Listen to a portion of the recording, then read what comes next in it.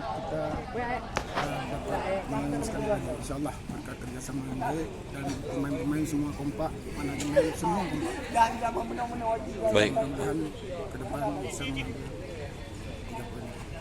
Dengan doa masyarakat Aceh pada hari ini yang pertama kita harus juga dapat memenangkan pertandingan.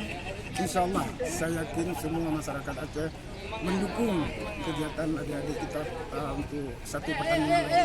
Dengan berkat doa mereka kita insyaallah mendapatkan satu hasil yang baik ke depan. Terima kasih. Baik.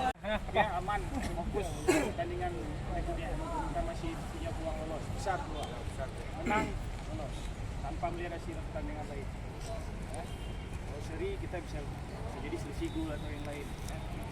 Fokus, besok ada waktu jeda, tolong manfaat istirahatnya dijagalah. Ya. Tapi saya nggak mau menekan terlalu apa juga, nanti kalian stres.